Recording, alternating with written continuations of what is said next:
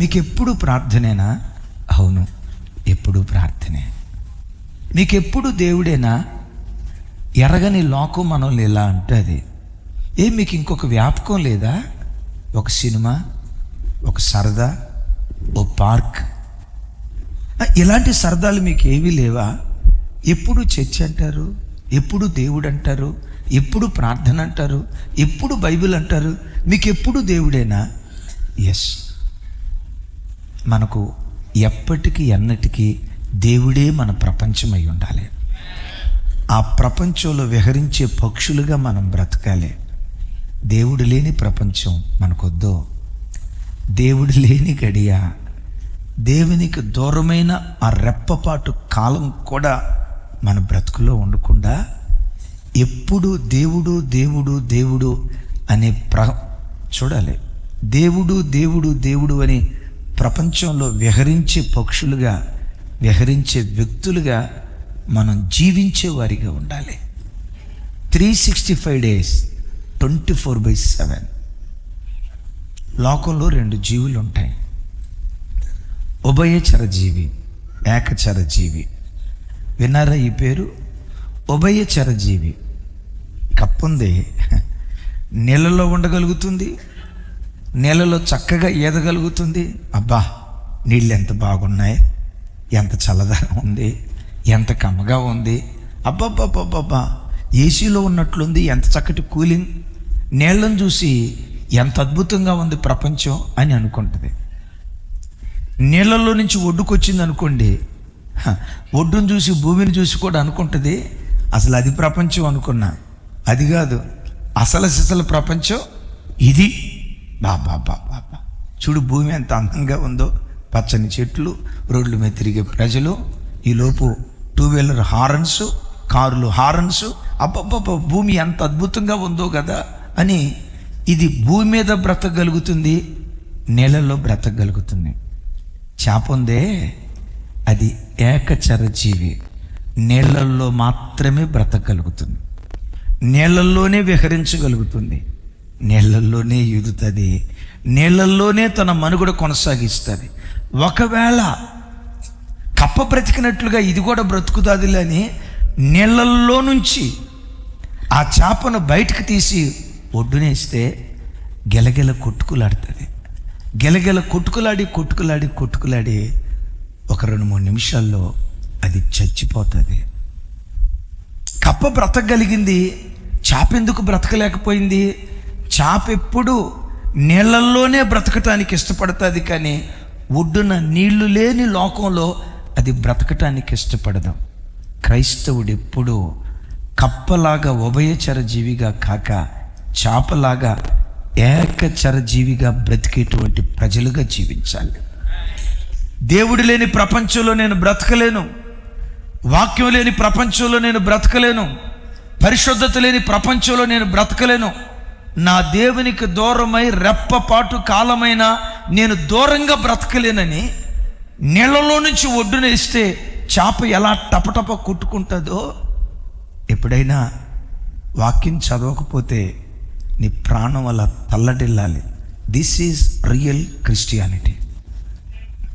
ఎప్పుడైనా ఉదయం ఏం తొందర ఉంది, సాయంత్రం చేసుకుందాంలే, రేపు చేసుకుందాంలే, ఇవాళ చేసుకోకపోతే ఏమైంది అన్నట్లుగా నువ్వు బ్రతకూడదు. నేనంట చేపను ఎప్పుడైనా ఒడ్డున, అమ్మా నీళ్ళల్లో కాకుండా ఒడ్డున 1 గంట సేపు ఉండమ్మా అంటే అది ఉండగలిగిద్దా?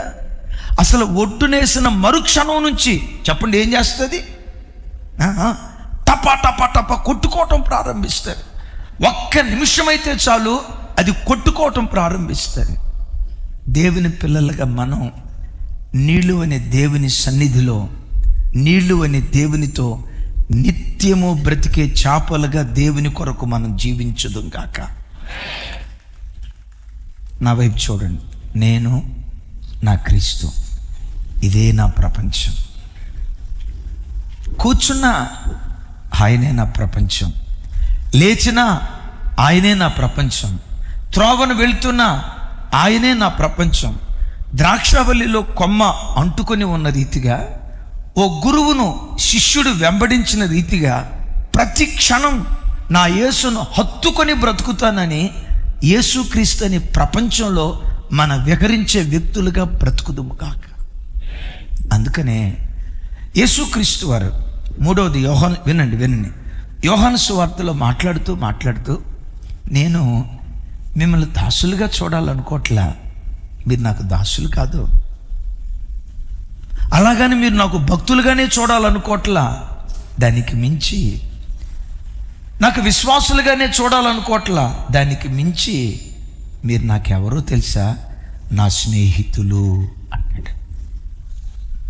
మీలో ఎవరైనా జెర్మియా నా స్నేహితుడు అని అనగలిగే వాళ్ళు ఎవరైనా ఉంటే చేతుల పైకి ఎత్తండి. మా తల్లే నీకు దండం పెడతానమ్మా. ఆ భావన ఉన్నా ఆ స్వతంత్రత ఉండదు కదా. ఆ భావన ఉన్నా సరే, వాళ్ళిద్దరు చెయ్యెత్తారు. మీలో ఎవరైనా జెర్మియా నా క్లోజ్ ఫ్రెండ్, ఒకసారి నిలబడరా, చిన్న నిలబడు. అడిదో నా ఫ్రెండ్ అంటమ్మా, చూడండి నా ఫ్రెండు, మరి వందనాలు చెప్పరా నాయన అంటే నేను చెప్పంటేనే చెప్తావు, అవును ఫ్రెండు కదా, ఉంటుందిలే స్వాతంత్రం.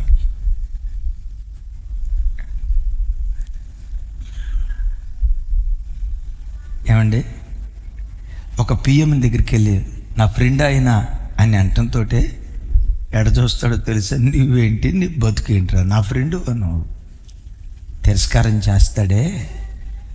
భూమి ఆకాశాలు సృజించిన గొప్ప దేవుడు, ఆకాశమును సింహాసనంగా భూమిని పాదపీఠంగా చేసుకొని సర్వలోకాన్ని పరిపాలన చేస్తున్న సర్వలోక చక్రవర్తి నిన్ను స్నేహితురాలిగా చూడాలని ఆయన ఆశపడుతూ ఉన్నాడు. నిన్నొక స్నేహితుడిగా చూడాలని ఆశపడుతూ ఉన్నాడు. మీరు నాకు దాసులు కాదు, మీరు నాకు భక్తులు కాదు, మీరు నాకు విశ్వాసులు మాత్రమే కాదు, వాటికి మించి యేసుతో నీకు నాకు ఉండాల్సిన బంధాన్ని ఎలాంటి బంధంతో పోల్చారో తెలుసా, మీరు నా స్నేహితులు. క్రైస్తవులు, మీ దగ్గరికి ఎవరైనా వచ్చి అమ్మా నీ ఫ్రెండ్స్ ఎవరు అని అడిగారు అనుకోండి, అదే నేను 10th క్లాస్లో ఉన్నప్పుడు 2 జళ్ళ చేత ఒక అమ్మాయి ఉండేది.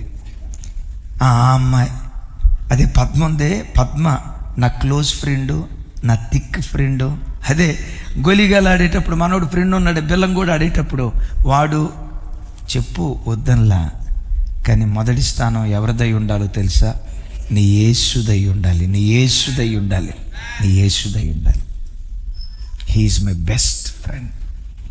బైబిల్లో దేవుని స్నేహితులు అని పిలువబడిన వారు 2 ఉన్నారు, 3 ఉన్నారు మొత్తం చెప్పాలంటే.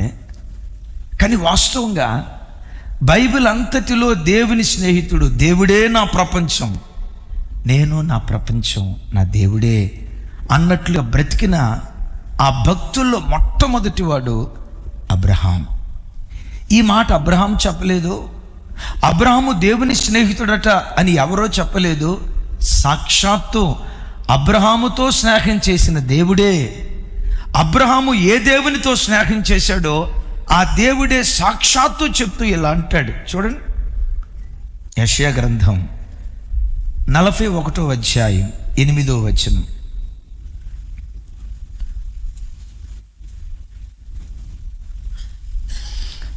నాతో కలిసి, నా సేవకుడైన ఇశ్రాయేలు, నేనేర్పరచుకున్న యాకోబు, నా స్నేహితుడైన అబ్రహాము సంతానమా. ఇక్కడ ఆగుదాం. నాతో కలిసి చెప్పండి, నా స్నేహితుడైన అబ్రహాము సంతానమా. అంటే దేవుడు ఇక్కడ ఎవరితో మాట్లాడుతున్నాడు? నోరు తెరవాలి, అబ్రహాంతోనా, మనతోనా? భక్త మహాశైలరా, అక్కడ రాసిన మాట ఏంటి? నా స్నేహితుడైన అబ్రహాము సంతానమా అంటాడు. అంటే దేవుడు ఎవరితో మాట్లాడుతున్నాడు? అబ్రహాము సంతానంగా పిలువబడుతున్న ఇశ్రాయేలీలతో మాట్లాడుతున్నాడు. Abraham ఎప్పటోడు sir? ఆదికాండంలో ఉన్నవాడు, క్రీస్తు పూర్వం 2000 సంవత్సరానికి చెందినవాడు. ఒకసారి ఆలోచించండి, యెషయా గ్రంథం ఎప్పటిది? క్రీస్తు పూర్వం 700 సంవత్సరంలోది. అబ్రహాము చనిపోయిన 1300 సంవత్సరాల తర్వాత అబ్రహాము పిల్లలైన ఇశ్రాయేలుతో చెప్తూ, నా స్నేహితుడైన అబ్రహాము సంతానమా, అమ్మా, దేవునితో ఒక స్నేహితుడిగా నువ్వు బ్రతుకు. నువ్వు చనిపోయిన 100 సంవత్సరాల తర్వాత కూడా నిన్ను బట్టి నీ పిల్లల పిల్లలను దేవుడు జ్ఞాపకం చేసుకుంటాడు. నీ పిల్లల పిల్లలకు ఆదుకునే తన హస్తాన్ని దేవుడు చాపుతాడు. ఈ స్థితిలో అబ్రహాము సంతానం ఒక భయంతో ఉన్నారు. చూడండి, అక్కడ 9వ వచనం 10వ వచనంలో అంటాడు, నా స్నేహితుడైన అబ్రహాము సంతానమా, భూదిగంతముల నుండి నేను పట్టుకొని దాని కొనల నుండి పిలుచుకొనిన వాడా, నీవు నా దాసుడు అనయు నేను ఉపేక్షించక ఏర్పరచుకుంటున్ననియు నేను నీతో చెప్పి ఉన్నాను. నాతో కలిసి చెప్పండి, నీకు తోడై ఉన్నాను, భయపడకో, నేను నీకు దేవుడినై ఉన్నాను, దిగులు పడకో, నేను నిన్ను బలపరుతును, నీకు సహాయము చేయువాడను నేనే, నీతి అను నా దక్షిణ హస్తముతో నిన్ను ఆదుకొందును. చప్పలు కొడుతూ స్తోత్రాలు చెప్తా.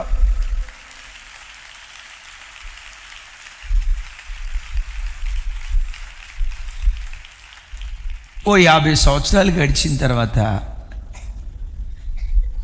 అరే వాళ్ళ నాన్న మీ నాన్న అప్పుడు మీ తాత పలానా వాళ్ళ తాత స్నేహం చేశారట అని చెప్తే, ఏమండి 50 సంవత్సరాల క్రితం సంగతి చెప్తున్నారు, రెడ్డి ఎవరు రాజు ఎవరు? ఈ మాట విన్నారు ఎప్పుడైనా? రెడ్డి ఎవరు? వాళ్ళు ఎప్పుడో జమానా వాళ్ళండి, వాళ్ళ విషయం ఇప్పుడు ఎందుకండి అని అంటాను. చూసారా, 1300 సంవత్సరాల చరిత్ర క్రితం ఉన్న అబ్రహామును గుర్తుకు తెచ్చుకొని వాళ్ళ పిల్లలతో మాట్లాడతాడు, భయపడకు, మీకు తోడుగా ఉన్నా, మీకు సహాయం చేస్తా, దిగులు పడకు, మిమ్మల్ని బలపరుస్తా, నీతి అనే నా దక్షిణ హస్తంతో నేను మిమ్మల్ని ఆదుకుంటా. మమ్మల్ని ఎందుకు ఆదుకుంటావయ్యా? నాతో స్నేహం చేసిన నా స్నేహితుడు ఒక ఆయన ఉన్నాడు, నా దాసుడు నా స్నేహితుడైన అబ్రహామును బట్టి నేను మిమ్మల్ని ఆదుకుంటాను అని అంటున్నాడు. అమ్మా, అయ్యా, ఉభయచర జీవిలాగా అటు దేవుడు ఇటు లోకం అన్నట్లుగా నువ్వు బ్రతకకుండా, ఇటు సినిమాలు అటు దేవుడు అన్నట్లుగా బ్రతకకుండా, అటు పాపం ఇటు పవిత్రత అన్నట్లుగా బ్రతకకుండా, కొంత సాతానుకు బానిసగా కొంత దేవునికి బానిసగా ఉభయచరగా నువ్వు జీవించక, చావైనా బ్రతుకైనా యేసుతోనే బ్రతుకుతా, యేసు కొరకే బ్రతుకుతా, యేసుక్రీస్తు అనే ప్రపంచంలో నేను విహరిస్తా. ఆయన నా దేవుడు మాత్రమే కాదు, దానికి మించి ఆయన నాకు తండ్రి మాత్రమే కాదు, దానికి మించి నేను ఆయనకు భక్తుని మాత్రమే కాదు, దానికి మించి ఆయన నాకు ప్రభువు మాత్రమే కాదు, దానికి మించి ఆయన నా స్నేహితుడై ఉన్నాడు. ఆయనతో ఒక స్నేహబంధం ఏర్పరచుకుంటానని ఒక స్నేహితురాలిగా నువ్వు బ్రతికితే, ఒక స్నేహితుడిగా నువ్వు బ్రతికితే, నువ్వు చనిపోయినా నీ స్నేహబంధాన్ని దేవుడు గుర్తుకు తెచ్చుకొని నీ పిల్లల పిల్లలను దేవుడు కరుణించటం ప్రారంభిస్తాడు. నాకు ఒక అతిశయం, నన్ను కన్న తల్లి నన్ను కన్న తండ్రి వాళ్ళు ఉభయచర జీవులు కాదు. ఇటు లోకం అటు దేవుడు రెండింటినీ ఆస్వాదించుకోవటానికి ప్రయత్నించిన వాళ్ళు కాదు. భక్తిలో తల్లి తల్లే, తండ్రి తండ్రే. నేనంట, ఆ తండ్రి దేవునికి స్నేహితుడిగా బ్రతికేడు గనుక ఆయన పిల్లలున్నారు, వాళ్ళ పిల్లల పిల్లలను తప్పకుండా నా దేవుడు కరుణిస్తాడు. నేను నా తండ్రి గురించి చెప్పానే, అమ్మా, అంతకంటే గొప్పగా బ్రతుకుతున్న వాళ్ళు ఇక్కడ చాలామంది ఉన్నారు, అలా బ్రతుకుతున్న వాళ్ళు చాలామంది ఉన్నారు. మీ పిల్లలు కూడా మిమ్మల్ని గూర్చి మాట నాలే, మా అమ్మ మా దేవునికి స్నేహితురాలు, మా నాన్న దేవునికి స్నేహితుడు, ఒక స్నేహబంధంతో దేవుని సన్నిధిలో బ్రతికారు కనుక వాళ్ళ భక్తిని బట్టి టిల్ డేట్ ఈ రోజుకి దేవుడు మాకు సహాయం చేస్తున్నాడు. టిల్ డేట్ ఈ రోజుకి దేవుడు బలపరుస్తున్నాడు. టిల్ డేట్ ఈ రోజుకి దేవుడు ధైర్యం ఇస్తున్నాడు. ఈ రోజుకి దేవుడు మాకు తోడుగా ఉన్నాడు. ఎందుకో తెలుసా? మా పితరుడు మా తండ్రి దేవునిని స్నేహించిన స్నేహితుడు. మన పిల్లలు మనల్ని గూర్చి ఆ మాట అనగలిగితే అంతకు మించిన ధన్యకరమైన జీవితం మానవ జీవితంలో మరొకటేది లేదు. గట్టిగా చెప్దాం ఆమేన్. ఇప్పుడు స్నేహితుడు అని అన్నాడు కదా, అబ్రహామును దేవుడు స్నేహితుడు అని పిలవటానికి కారణం ఏంటి? దీన్ని బలపరుస్తూ క్రొత్త నిబంధనలో కూడా యాకోబు భక్తుడు ఇదే మాట అంటాడు. సరే, విషయం ఏంటండి, ఎందుకు అబ్రహామును దేవుని స్నేహితుడు అన్నాడు? అబ్రహాము దేవుడనే ప్రపంచంలో ఎలా వ్యవహరించాడు? స్నేహితుల మధ్యలో పరస్పర నమ్మకం. ఒక మనిషి తోబుట్టు నమ్మినా నమ్మకపోయినా, రక్త సంబంధి నమ్మినా నమ్మకపోయినా, ఒక వ్యక్తిని మాత్రం తప్పకుండా నమ్ముతాడు. ఎవరిని నమ్ముతారు? ఎవరిని ఎక్కువ నమ్ముతాడు? స్నేహితుడిని తప్పకుండా నమ్ముతాడు. కానీ ఈ కాలంలో నిజమైన స్నేహాలు అరుదు. నాకు తెలిసి స్నేహానికి నిలువుటద్దం నమ్మకమైన స్నేహితుడు. స్నేహితుడంటే ఎలా ఉండాలి? స్నేహానికి నిలువుటద్దం మన ఆరాధ్య దైవం ప్రభు అయిన యేసుక్రీస్తు. కొన్ని స్నేహాలు నమ్మక ద్రోహం జరుగుతాయి. ప్రపంచ దేశాల్లో, మన భారతదేశంలో ఒక ఆట ఉంది. దాని వివరాలు నేను చెప్పను, ఎందుకంటే ఇప్పుడు వాళ్ళు నేను చెప్పినట్లుగా మీరు వెంటనే మాట్లాడుకోగలుగుతారు. భారతదేశం ఆ ఆట అంటే ఒక పిచ్చి. అందులో 2 క్రికెటర్లు ఉన్నారు. ఒక అతను కీపర్, మంచి బ్యాట్స్మెన్.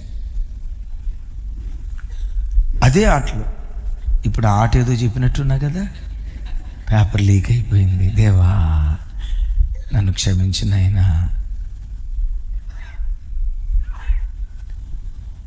సరే, ఎంత దాకా వచ్చిందాక ఆపటం ఎందుకు? అద్భుతమైన ఆటగాడు. ఒకానొక సందర్భంలో నేను విన్నది, ఒంటి చేత్తో భారతదేశాన్ని గెలిపించి క్రికెట్ T20 మ్యాచ్లో వరల్డ్ కప్ అందించిన వారిలో ఈ వ్యక్తి ప్రధాన భూమిక పోషించాడు. అదే క్రికెట్ మ్యాచ్లో సేమ్ వికెట్ కీపర్ బ్యాట్స్మెన్ వీళ్ళిద్దరి మధ్య స్నేహబంధం ఎక్కువైంది. ఈ మొదట ఆయనకి ఆల్రెడీ వివాహమైంది. ఈ స్నేహితుడు తరచుగా ఈయన ఇంటికి రావటం, కలిసి భోజనం చేయటం, ఈ స్నేహితుడు వాళ్ళ ఇంటికి వెళ్ళటం, వాళ్ళ అమ్మా నాన్నలను పరామర్శించటం. స్నేహం పెరిగింది. తర్వాత ఏం జరిగిందో తెలుసా? రెండవ అతను మొదటి ఆటగాడి భార్య మీద కన్నేశాడు, ప్రేమించానని చెప్పాడు. పెండ్లై అనేక కాలాలు కాపురం చేసిన భార్య ఆ భర్తను విడిచిపెట్టి రెండో వ్యక్తిని వివాహం చేసుకొని ఇప్పుడు క్రికెట్ ఆడుతున్నారు. వాళ్ళ మధ్య ఏం జరిగిందో మనకు తెలీదు, అవసరం లేదు. స్నేహం ముసుగులో ఎంత మోసం జరిగింది! స్నేహం ముసుగులో తన కౌగిట్లో ఉన్న భార్యను లాగి తన భార్యగా చేసుకొని జీవితంలో ఒక మాయని మచ్చ తెచ్చిన వ్యక్తిగా మిగిలిపోయాడే. లోకపు స్నేహాలు మోసం. అన్ని స్నేహాలు అలా ఉంటాయని నేను అనను. లోకపు స్నేహాల్లో నష్టం, లోకపు స్నేహాల్లో ఏదో ఒక కీడు, ఏదో ఒక అపాయం, ఏదో ఒక ప్రమాదం పొంచుంది. స్నేహితుడు అంటే, హితుడు అంటే మంచిని కోరేవాడు స్నేహితుడు. సహజంగా చాలామంది స్నేహితులు ఎక్కడ స్నేహం అవుతారో తెలుసా? అగ్గిపుల్ల దగ్గర. అనండి, ఎందుకో అగ్గిపుల్ల దగ్గర? తెలిసిన వాళ్ళు చెప్పండి. భలే కరెక్ట్గా చెప్పారు. సొట్ట వెలిగించుకోవటానికి. ఎక్కడ స్నేహితులు? సిగరెట్ వెలిగించుకునే కాడ. ఈ సిగరెట్ వెలిగించుకునే కాడ ఎంత ఫ్రెండ్స్ అవుతారో, స్మోకింగ్ కాడ ఎంత ఫ్రెండ్స్ అవుతారో. నేను చాలాసార్లు చెప్పా, మా ఫ్రెండ్ ఒకడు, జనవరి 1 మన స్నేహానికి గుర్తుగా మనం మందు తాగాల. నాకు అలవాటు లేదురా, నువ్వు తాకపోతే మేము తాగంరా అన్నారు. తాకపోతే తాకరా, వద్దని దేవుడు, నేను మాత్రం తాకనన్నా. ఈలోపు ఒకడేమన్నాడు తెలుసా? నువ్వు తాగనంటే మందు బాటిల్ పగలగొట్టుకొని పొడుచుకొని చచ్చిపోతారా అన్నాడు. నేనేం తక్కువ తినలా, చచ్చిపోరా, వద్దని దేవుడు, చచ్చిపోరా. హితం కోరే స్నేహాలు చాలా తక్కువ.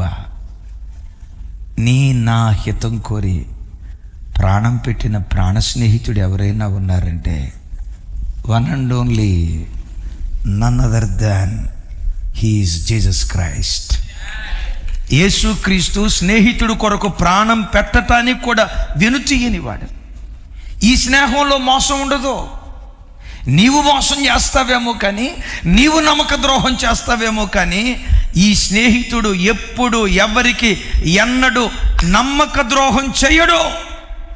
అందుకనంట, అమ్మా, ఎవరినో ప్రేమించానని ఎవరినో నువ్వు నమ్మిన దానికంటే, నా బంధువులు, నా స్నేహితులు, నా చుట్టాలు, నా రక్త సంబంధికులని ఎవరినో నువ్వు నమ్మిన దానికంటే నమ్మకత్వానికి నిలువుటద్దాం యేసుక్రీస్తును నమ్మి నా స్నేహితుడు అని అబ్రహాము సాగినట్లుగా విశ్వాస జీవితంలో నువ్వు సాగే కృపదేవుడిచ్చును గాక. అబ్రహాము ఎలా సాగాడు? పరస్పర నమ్మకం అని చెప్పే కదా, స్నేహం అంటేనే నమ్మకం అని చెప్పే కదా అబ్రహాము దేవుని స్నేహితునిగా చేసుకున్నాడు. ఆ స్నేహితుడు ఒకరోజు వచ్చి, ఏదో అంటారు కదా, మన భాషలో చెప్పాలంటే సావు కప్పుడు చల్లగా చెప్తారు అని అంటారు చూసారా, అట్లాగే చల్లగా ఒక మాట చెప్పాడు. అబ్రహామా, నువ్వు నాకు స్నేహం చేయాలంటే, నువ్వు నా స్నేహితుడిగా ఉండాలంటే, నీ జన్మభూమిని, నీ తండ్రి ఇంటిని, నీ అన్నదమ్ములను, నీ అక్కచెల్లెలను విడిచిపెట్టి, ఈ దేశాన్ని విడిచిపెట్టి నేను చూపించబోయే దేశానికి బయలుదేరు అన్నాడు. అబ్రహాం ఆ మాటిని ఇట్లా, నేను విన్నది కరెక్టో కాదు అని చెప్పి ఇట్లని, ఇంకోసారి చెప్పండి అయ్యా అని ఉంటాడు. అబ్రహమా, ఎన్నిసార్లు చెప్పినా నా మాట ఇదే, నాతో స్నేహం చేయాలనుకుంటున్నావా? నేను చూపించబోయే దేశానికి బయలుదేరు అన్నాడు. వినండి, బైబిల్ ఏం తెరవాల్సిన అవసరం లేదు. హెబ్రీ గ్రంథం 11వ అధ్యాయం 8వ వచనంలో రాయబడిన మాట, అబ్రహాము ఏ దేశమునకు వెళ్ళవలెనో తెలియకయే బయలుదేరి వెళ్ళిను అని రాసింది. ఒకసారి చెప్పండి ఆ మాట మొత్తం పెద్దగా చెప్పాలి. అబ్రహాము ఏ దేశమునకు వెళ్ళవలెనో తెలియకయే బయలుదేరి వెళ్ళెను. అబ్రహాము మెసొపొతేమియాలో బయలుదేరేటప్పుడు కనాను అనే దేశం ఒకటి ఉంది అన్న సంగతి దేవుడు చెప్పలా. ఆ కనానులో భూభాగం ఎలా ఉంది అది చెప్పలా. మెసొపొతేమియా నుంచి కనాను దేశానికి ఎంత దూరమో అది చెప్పలా. అక్కడ పాడి పంటలు ఎట్లా ఉంటాయో అది చెప్పలా. నా వైపు చూడాలి, ఆలోచించండి. అక్కడ మనిషి బ్రతకటానికి జీవనోపాధి ఉందో లేదో అది చెప్పలా. ఏ దేశమునకు వెళ్ళవలెనో తెలియకయే బయలుదేరాడు.